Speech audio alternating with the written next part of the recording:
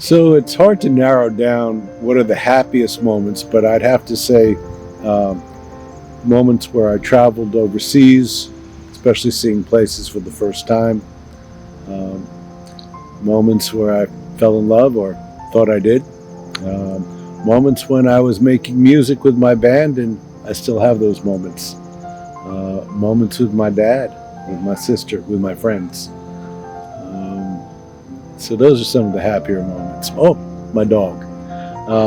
Saddest moments.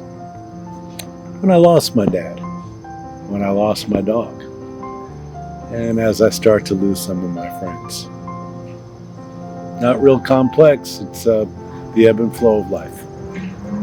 Okay, the happiest moment of my life is when my third child was born, because he wasn't born breathing. And within, I'd say 3 minutes to 5 minutes, which felt like a lifetime, he turned out that he ended up being fine. So that would be traumatic, but what makes it the happiest is that it shows that you can't always go by your first impression of a moment. Saddest moment of my life, I'd have to say, is 9/11. It's a recent anniversary and it's still tough to talk about. So I would say the number of lives it still affects, and the way we appreciate our way of life, and the way when it's important, hopefully we come back together because of thinking of moments like that make us all one. Can I ask you a question? Sure. Did you lose anybody personally to 9/11? Yes, people I knew, yes. Yes, firemen, brothers and sisters and cousins of close friends. And my husband had worked in the Trade Center when we were starting out. We graduated college. He worked for the Port Authority. And we spent our impressionable years before getting married and having children a lot of times going up and down in those elevators and just counting on the fact that they'd always be there. So what makes it sad is that you can't return to that age of innocence that our generation was given. It definitely changed our outlook. And I'm hoping that maybe moments like that will come back to people to think that we as Americans should all be together and look out for each other. And when you go in, you go up and you look to be there for each other. Sometimes it doesn't always work out, but don't let it discourage you from trying. The happiest moment in my life, most recently, would probably be when my visa was approved to come to the United States.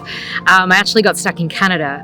I was meant to fly from Germany into New York, and I ended up, my visa was delayed, and I got stuck in Montreal. So I ended up living in Montreal for about 3 months.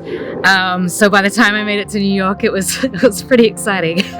Wow. But you have been living in New York for 5 years? Yeah, for 5 years. What do you like the most about New York?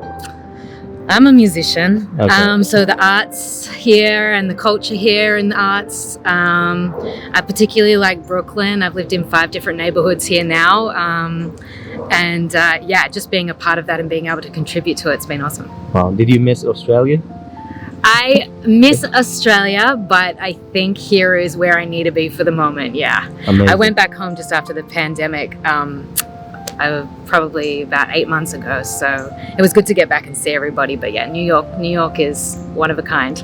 For me, strangely the saddest day of my life was when I stopped smoking. And a couple of days in, I was just crying. I didn't know where it came from, but apparently it was because of the strange change in chemicals in my body. And at that day, I for the first time understood what it means to be depressed, and so it was also a really enlightening day. But oh man, I felt bad that day. Happiest day is just any day that I can be with my family, my sons and wife, and we have a good day together, do fun things that just make me really happy. Okay, the saddest moment of my life, is that one's kind of recent. It might not be the number one saddest, but it's the most recent one.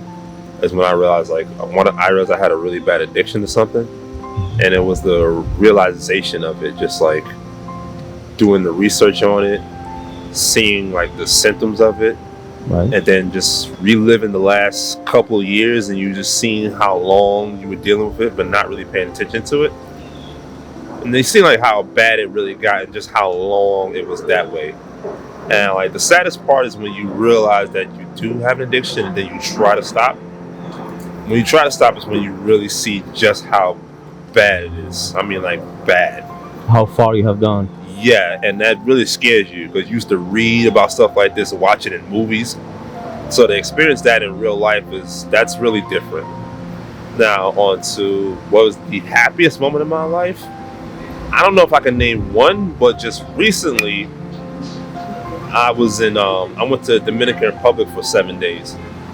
We celebrated one of my best friends getting married, and literally from the moment we showed up, I literally can't think of a moment where we were not having fun. Like literally, we planned this trip for 12 years. 12 years of just saying we're gonna do it, just never making it happen. Wow. Eventually, we got it, and from the moment we met at the airport, from the moment we landed, then the moment that I met my friend and his friend at the airport who were driving us around, it was really fun from the moment we landed to the moment it was time to board the plane to come back to New York. Wow, one of the best memories. That's easily up there. I've talked about it literally every day since I've gotten back, and I've only been back not even an entire month. Wow. Can I Everybody ask I've you met- one more question? Yes. What would be your advice for someone who's struggling with addiction, any type of addiction right now? Do you have any tips, advices? Well, it's going to be really hard if there's somebody who's in denial about it. Luckily, I wasn't too in denial about it, and when I was, it was to myself, but it didn't last that long. So hopefully this person has people that they can trust and just be comfortable enough to open up to, so they can realize that it's not that to them this addiction might feel like it's happening to them and only to them, and then you literally just do a little bit of research and there's hundreds of thousands if not millions of people probably going through the same thing as you. Some who have even, trust me, from what I read, there's some who have gone to much worse depths than I have. And for that person, I would say the same thing. There's somebody who's going to much worse depths than you have. So don't be afraid to reach out to people. It's going to feel scary, but it's supposed to. It's uncomfortable. Ask for help. Yeah, you can ask for help. It's easy to just say, oh, go do it. But at the end of the day, at some point, you got to ask for help. You can't try to do it by yourself. You don't know what you're doing. And the more you try to just do it your own way, the more you're going to struggle with it. And you're going to do good at times, and then you're going to do bad at times, and those bad times are going to make you feel really horrible about it. And it might take you longer to get back to the good times, but just be consistent. Just be consistent, it's going to work. Hey, so yeah, I came here like 9 months ago. I'm from Germany. I'm living here, and I'm actually going to stay another 9 months, and it was quite difficult in the beginning. I mean, I was basically from a very, very small town, and coming to one of the biggest cities in the world is quite a change and quite a difference, and it was challenging, but like every place, New York has very great things, very challenging things that you just need to get adjusted to, and I think it is one of the best places in the world to live because you just have everything. And don't get me started about the food. This is the best thing you can have over here. You have all the different cultures with all of the amazing food. So if you ever think about going to New York or moving abroad, just do it. Really do it. You learn about so much about yourself. I can say within 3 months I learned more about myself than I have learned about the 10 years before. Like about my character, about my personality, about what I wanted to do in life and what I want to achieve, what I reach. And I think this is something that you can never achieve in such a small amount of time when you're like staying in your comfort zone. So you got to move out of your comfort zone. You got to do that. You got to move abroad. You got to do that step that you're afraid of. I have no regrets right now in my life because it is just a thing that I was most afraid of. I just did. I was afraid of moving abroad. I was afraid of going there on my own, but I did it. And now I can say I would have regretted if I haven't done it. But since I did it, I can say I have no regrets. Just the only thing that you always need to keep in mind is that it is challenging. And there are more challenging times than others. And some are really because you leave all of your friends and family behind.